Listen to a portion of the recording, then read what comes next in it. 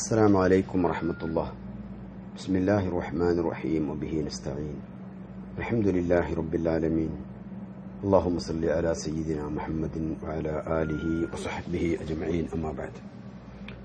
പ്രിയപ്പെട്ട സഹോദരന്മാരെ, ഒരു ബൃഹത്തായ വിഷയത്തിൻ്റെ ആമുഖമായി നിങ്ങൾക്ക് തന്ന ഹിതപരിശോധനയ്ക്കുള്ള പോസ്റ്ററുമായി പലരും പ്രതികരിക്കുകയുണ്ടായി. എന്നോട് സ്വന്തം നിലയ്ക്ക് വന്നുകൊണ്ട് അതുമായി ബന്ധപ്പെട്ട കാര്യങ്ങൾ ചർച്ച ചെയ്യുകയുണ്ടായി. അൽഹംദുലില്ലാ, ഗ്രൂപ്പിലെ എല്ലാവരും എന്ന് പറയാം പോസ്റ്റർ വായിച്ചവരാണ്, കണ്ടവരാണ്.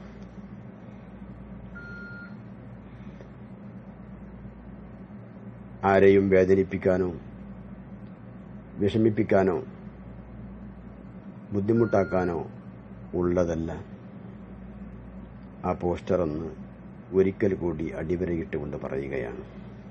മറിച്ച് നാളേക്കുള്ള നമ്മുടെ യാത്രയ്ക്ക് വേണ്ടിയുള്ള ലഗേജുകൾ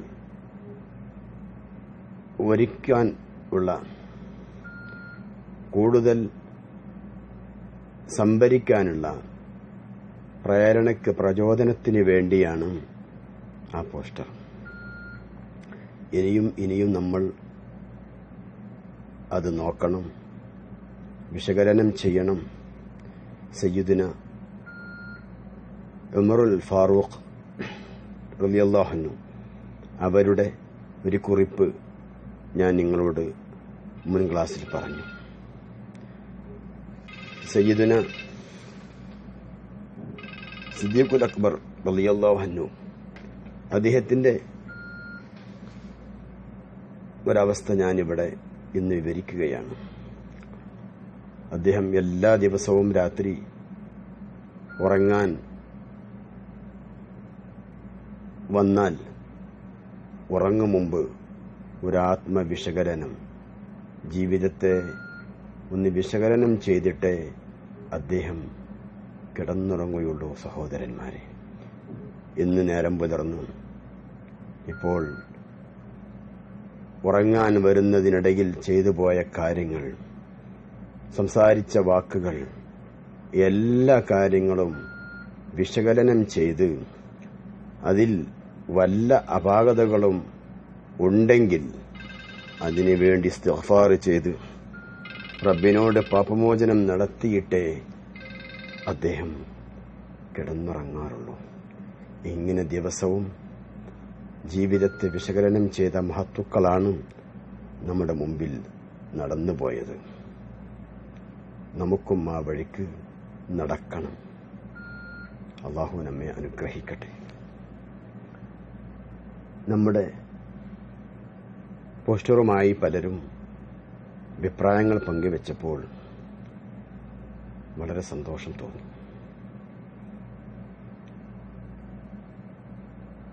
പല ആളുകളും നാം കുറിച്ചിട്ട 10 കാര്യങ്ങൾ പൂർണ്ണമായി ചെയ്തുകൊണ്ടിരിക്കുന്നു, അല്ല അതിലേറെയും കൂടുതൽ നന്മകൾ പ്രവർത്തിച്ചുകൊണ്ടിരിക്കുകയാണ് എന്ന് അറിഞ്ഞപ്പോൾ വളരെ സന്തോഷമായി. ഉദാഹരണത്തിന്, ഒരു ദിവസം പകൽ 10 സ്വലാത്തും രാത്രി 10 സ്വലാത്തും ചൊല്ലാറുണ്ടോ എന്ന വിശകലനത്തിൽ ഒരാൾ എന്നോട് പറഞ്ഞത്, ദിവസവും 1000-ൽ കുറയാത്ത സ്വലാത്ത് ചൊല്ലാറുണ്ട്.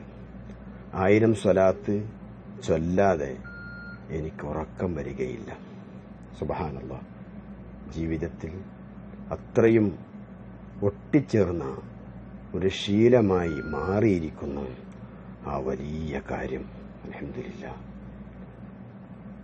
അദ്ദേഹം ഇത് പറഞ്ഞത് ലോകമാനത്തിന് വേണ്ടി അല്ല, മറിച്ച് അള്ളാഹു ചെയ്ത അനുഗ്രഹം പറയുകയും മറ്റുള്ളവർക്ക് പ്രചോദനമാകട്ടെ എന്ന നിയ്യത്തിലുമായിരിക്കാം അദ്ദേഹം പങ്കുവച്ചത്. അള്ളാഹു സ്വീകരിക്കുമാറാകട്ടെ.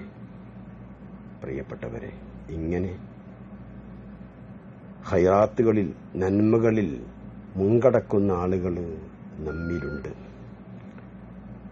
നമ്മളൊക്കെയും അങ്ങനെ തന്നെ ആകണമെന്ന് എൻ്റെ സ്വന്തം നഫ്സിനോടും ഇത് കേൾക്കുന്നവരും ഞാൻ ആവശ്യപ്പെടുകയാണ്.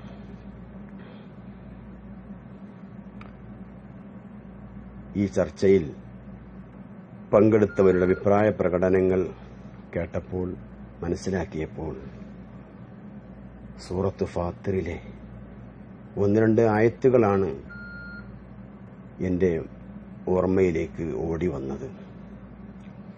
അതുകൂടി ഞാനിവിടെ നിങ്ങളുമായി പങ്കുവെക്കുകയാണ്. ജീവിതത്തിന്റെ മാർഗരേഖ, അതാണല്ലോ നമ്മുടെ വിഷയം. ആമുഖത്തിൽ തന്നെ ഞാൻ പറഞ്ഞു, മനുഷ്യജീവിതത്തിന്റെ മാർഗവും രേഖയുമൊക്കെ അള്ളാഹു അവന്റെ പ്രവാചകന്മാർ മുഖേന പഠിപ്പിച്ചു കഴിഞ്ഞു ഉമ്മത്തുകൾക്ക്. ലോകാവസാനം വരെയുള്ള മനുഷ്യർക്ക് മുഴുവനും ഖാത്തിമുൽ അംബിയ സയ്യിദുന മുഹമ്മദുൻ സ്വല്ലല്ലാഹു അലൈഹി വസല്ലം അവർ മുഖേന എത്തിച്ചു തന്ന വിശുദ്ധ ഖുർആൻ, അതിലാണ് മനുഷ്യകുലത്തിന്റെ ജീവിത മാർഗരേഖയുള്ളത്. അത് അവലംബിക്കുന്നവർ രക്ഷപ്പെട്ടു, ഇല്ലാത്തവർ പരാജയപ്പെട്ടു. ഇത് സത്യമാണ്. ഇതാണ് സത്യം. ഇത് നമ്മൾ ലോക മനുഷ്യർ ഉൾക്കൊള്ളേണ്ട സത്യമാണ്. അല്ലാഹു സുബ്ഹാനഹു തആല ഈ യാഥാർത്ഥ്യം ഒരുപാട് സ്ഥലങ്ങളിൽ പറയുന്നുണ്ട്. കൂട്ടത്തിൽ സൂറത്ത് ഫാത്തിറിലെ വചനമാണ് ഞാനിവിടെ നിങ്ങൾക്ക് മുമ്പിൽ പറയുന്നത്. അഊദു ബില്ലാഹി മിനശ് ശൈത്താനിർ റജീം. ബിസ്മില്ലാഹിർ റഹ്മാനിർ റഹീം. والذي أوحينا إليك من الكتاب هو الحق مصدقا لما بين يديه إن الله بعباده لخبير بصير. നബിയെ, നാം അങ്ങയിലേക്ക് അവതരിപ്പിച്ച ഖുർആൻ ഹുവൽ ഹഖ്, അതാണ് സത്യം. നബിയെ, അതാണ് നബിയെ സത്യം. ഇതിന്റെ മുമ്പുള്ള ഗ്രന്ഥങ്ങളെ അത് വാസ്തവമാക്കുന്നു. തീർച്ചയായും അല്ലാഹു അവന്റെ അടിമകളെ കൊണ്ട് സൂക്ഷ്മജ്ഞാനിയും കാണുന്നവനുമാണ്. അല്ലാഹു ആദ്യമായി ഈ ഖുർആനിന്റെ അവസ്ഥ പറഞ്ഞു. ഖുർആനിൽ അവതരിച്ചത് അത് മുഴുവനും സത്യമാണ്. അതാണ് സത്യം. അതിനെ നാം അവലംബിക്കണം. അള്ളാഹു നമ്മെ കാണുന്നു. അള്ളാഹു നമ്മെ സൂക്ഷ്മജ്ഞാനിയാണ് നമ്മെക്കൊണ്ട്. നാം മനസ്സിലാക്കണം. എന്നിട്ട് അള്ളാഹു തആല പറയുന്ന അടുത്ത ആയത്തിൽ വളരെ ചിന്തിക്കുന്ന വാക്കുകളാണ് അള്ളാഹു തആല മുന്നോട്ട് വെക്കുന്നത്. ثم أورثنا الكتاب الذين اصطفينا من عبادنا فمنهم ظالم لنفسه ومنهم مقتصد ومنهم سابق بالخيرات بإذن الله ذلك هو الفضل الكبير. പിന്നീട് ഈ വിശുദ്ധ ഗ്രന്ഥം നാം അവകാശമായി നൽകി. ആർക്ക്? അല്ലദീന സ്തഫൈനാ മിൻ ഇബാദിന, നമ്മുടെ അടിമകളിൽ നിന്നും നാം തിരഞ്ഞെടുത്ത ചില ആളുകൾക്ക്. സുബ്ഹാനല്ലാഹ്. ഈ വിശുദ്ധ ഖുർആൻ അല്ലാഹു അവന്റെ അടിമകളിൽ നിന്നും അവൻ തിരഞ്ഞെടുത്ത ചില ആളുകൾക്ക് അവനിത് അവകാശപ്പെടുത്തി കൊടുത്തിരിക്കുകയാണ്. അൽഹംദുലില്ലാഹ്. എന്നിട്ട് ഖുർആനിന്റെ ഉമ്മത്തുകളായ, ഖുർആൻ നൽകിയ, ഖുർആൻ അവകാശപ്പെട്ട് കിട്ടിയ അടിമകളെ അല്ലാഹു തആല 3 വിഭാഗമായി ഇവിടെ തിരിക്കുകയാണ്. ആരൊക്കെയാണത്? ശ്രദ്ധിക്കുക പ്രിയപ്പെട്ടവരെ. ഫമിൻഹും ളാലിമുൻ ലിനഫ്സിഹി, അടിമകളിൽ സ്വശരീരത്തോട് അതിക്രമം ചെയ്തവരുണ്ട്. അഥവാ ഖുർആനിന്റെ വിളി കേൾക്കാതെ, ഖുർആനിലേക്ക് കണ്ണുകൾ ഉയർത്താതെ, കാതുകൾ ഉയർത്താതെ, സ്വശരീരം ഇച്ഛിക്കുന്ന കാര്യങ്ങളുമായി മുന്നോട്ടുപോയി ഖുർആൻ ജീവിതത്തിന്റെ മാർഗരേഖയാക്കാതെ പോയവർ ആ കൂട്ടത്തിലുണ്ട്. വമിൻഹും മുഖ്തസിദ്, അവരിൽ മിതത്വം പാലിച്ചവരുമുണ്ട്. കുറെയൊക്കെ ഖുർആനിന്റെ വിളി കേട്ട് ജീവിതത്തെ ചിട്ടപ്പെടുത്തുകയും അതോടൊപ്പം തന്നെ പല സന്ദർഭങ്ങളിലും ഖുർആനിന്റെ വിളിക്കുത്തരം ചെയ്യാതെ തെന്നിമാറി ജീവിച്ചവരുണ്ട് അവരിൽ. മൂന്നാമത്തെ വിഭാഗം വമിൻഹും സാബിഖും ബിൽ ഖൈറാത്തി ബിഇസ്നില്ലാഹ്, അവരിലുണ്ട് അല്ലാഹുവിന്റെ അനുമതി പ്രകാരം, അല്ലാഹുവിന്റെ തൗഫീഖ് കൊണ്ട് സാബിഖും ബിൽ ഖൈറാത്ത്, നന്മകളിലേക്ക് മുൻകടന്നു പോയവരുണ്ട്. അല്ലാഹു അക്ബർ. നന്മകളിലേക്ക് മുൻകടന്നുപോയ ആളുകളും അക്കൂട്ടത്തിലുണ്ട്.